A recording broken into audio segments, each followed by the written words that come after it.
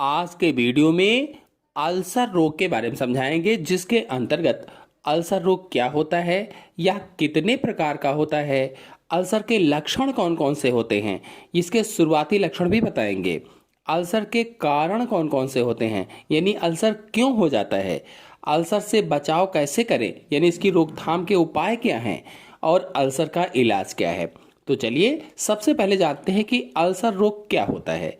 तो शरीर के आंतरिक अंगों में होने वाले घावों को अल्सर कहते हैं। जो शरीर के आंतरिक अंग होते हैं, अगर उनमें घाव हो रहे हैं आंतरिक सतहों पर, तो उसे क्या कहा जाता है? अल्सर कहा जाता है।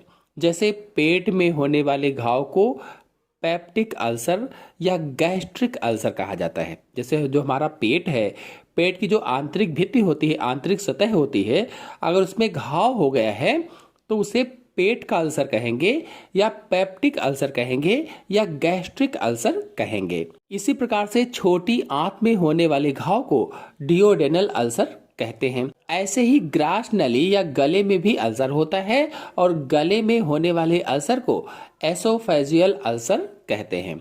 तो कुल मिलाकर शरीर के आंतरिक अंगों में कहीं भी घाव बन गए हैं या बन रहे हैं तो वो अल्सर हो सकता है।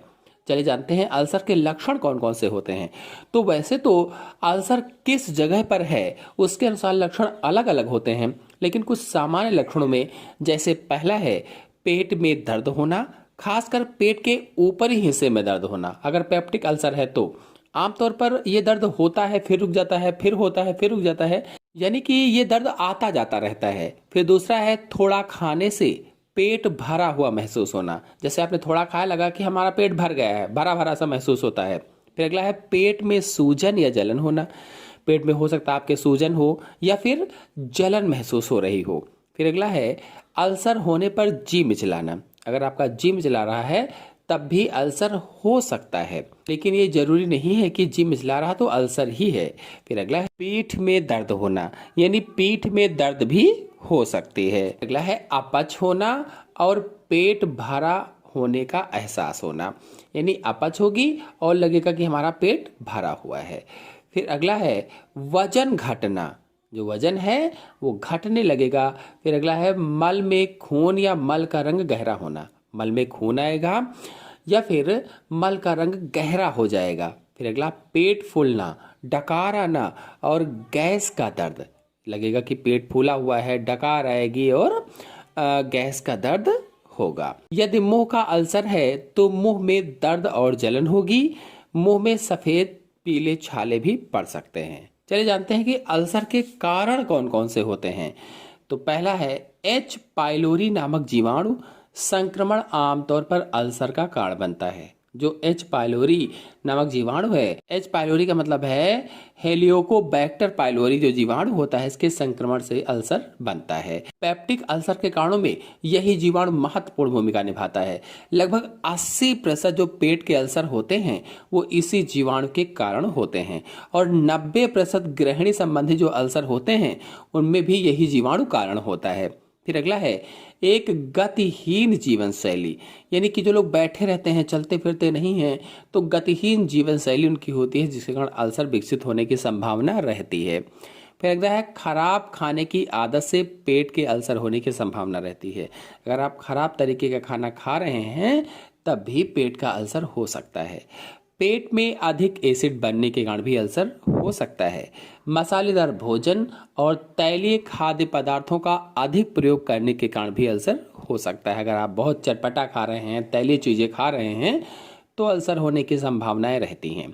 शराब, कैफीन और तंबाकू का सेवन करने के कारण भी अल्सर हो सकता है। जो लोग शराब पीते हैं, अल्कोहल पीते हैं, कैफीन या फिर चाय का इस्तेमाल करते हैं, तंबाकू का सेवन करते हैं, तो उनको भी अल्सर होने की संभावनाएं रहती हैं।